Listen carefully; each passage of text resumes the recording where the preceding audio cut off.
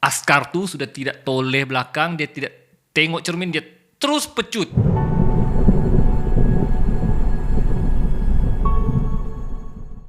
Assalamualaikum warahmatullahi wabarakatuh dan salam sejahtera. Selamat datang ke channel Ali Bosku.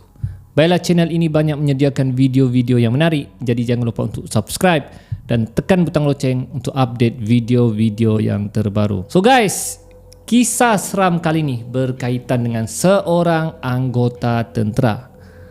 Beliau ni baru saja berkahwin. Namun begitu, dia terpaksa tinggal berjauhan dengan isteri dia. Dia tinggal di Lumut Perak, manakala isteri dia tinggal di Pulau Pinang. Namun begitu, dia cuba sedaya upaya untuk balik juga seminggu sekali. Maklumlah baru kahwin kan. Jadi oleh kerana dia balik setiap minggu, so untuk menjimatkan duit, dia tidak melalui jalan highway sebab ada banyak tol kan. Jadi dia melalui jalan kampung. Jadi setiap hari Jumaat selepas bertugas, dia akan bergegas terus pulang ke Pulau Pinang. Dan dia kata di situ antara Lumut Perak tu ke Pulau Pinang lebih kurang 2 jam setengah lah. Jadi lepas biasanya jam 5 petang dia akan pergilah. Tapi hari tu agak lewat sedikit, oleh kerana ada tugasan yang banyak sedikit, jadi dia lewat sedikit pulang.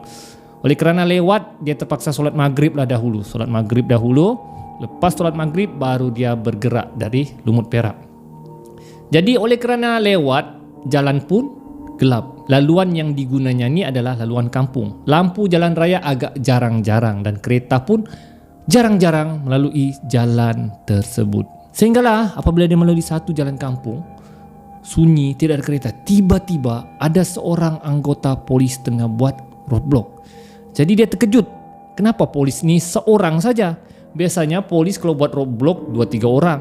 Dan tidak ada papan tanda yang pemeriksaan polis, tidak ada kon, tidak ada kereta polis, tidak ada siren merah biru. Yang ada hanya seorang anggota polis tengah bawa torchlight.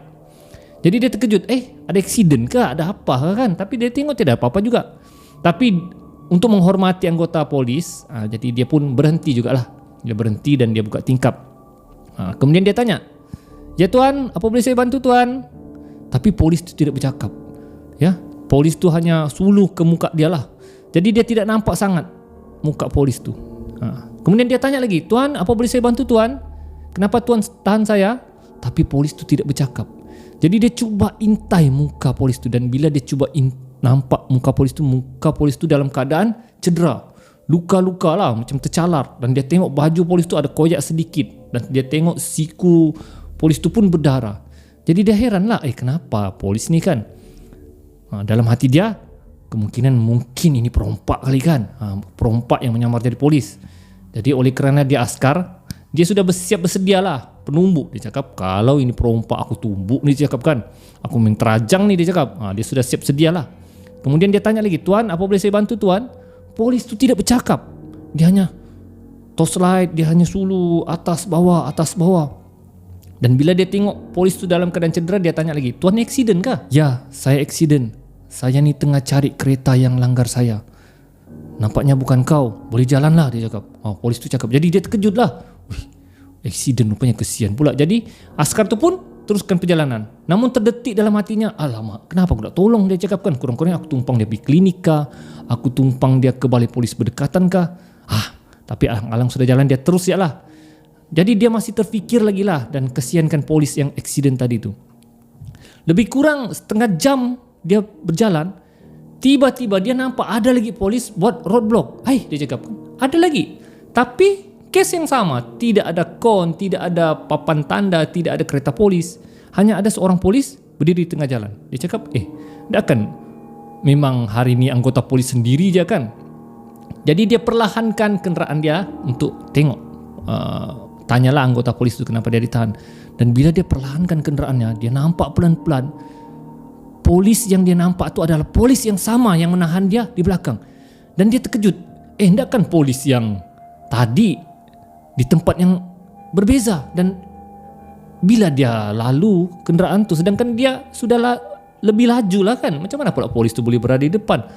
Dia sudah mulai risau dan dia rasa itu bukan manusia. Jantungnya sudah mulai berdebar-debar. Ya Allah, mendengar apa benda yang aku nampak ni. Tapi dia tetap juga buka tingkap untuk bertanyakanlah dengan polis tu. Dan polis tu masih lagi tengah sulu muka dia. Jadi dia nak nampak betul. Dan dia tanya sekali lagi, "Tuan, apa boleh saya bantu tuan?" Tapi polis tu tidak bercakap. Jantungnya sudah berdebar ni. Dia cuba intai lagi muka polis tu. Kemudian dia tanya lagi, "Tuan, kenapa tuan tahan saya tuan?" Polis tu tidak bercakap. Dan bila dia intai muka polis tu, guys, rupa polis tu lebih teruk berbanding polis yang pertama dia nampak. Muka dia koyak, tangan dia sebelah berdarah, ya, dan tengah memegang perut, seperti isi perut tengah terbongkar. Kemudian dalam hati dia, Allah, ini bukan polis, ini hantu ni. Dia cakap, astagfirullahaladzim, istighfar. Kemudian dia tutup tingkap pelan-pelan. Dia teruskan perjalanan. Polis tu tidak tahan, tidak bercakap. Dia hanya melihat saja dia lalu.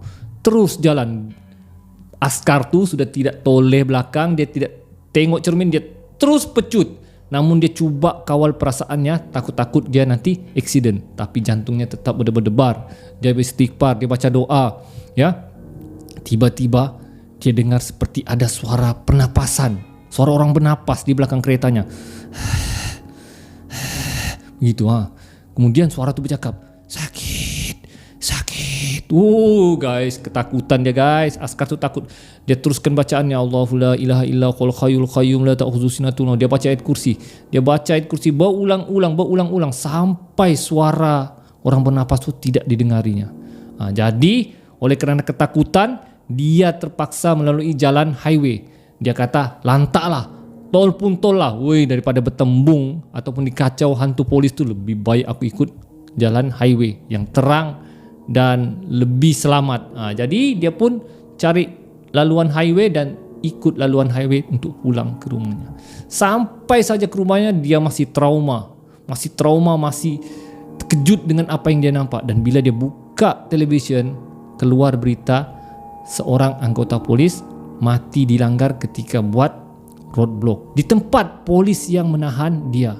Dan memang nyata polis yang dilanggar itu adalah orang yang sama menahan dia di jalan raya tersebut. Jadi guys, itulah dia kisah seram kita kali ini. Jadi teruskan sokongan anda kepada channel Ali Bosku. Kita akan berjumpa lagi di video akan datang. Ali Bosku, Assalamualaikum.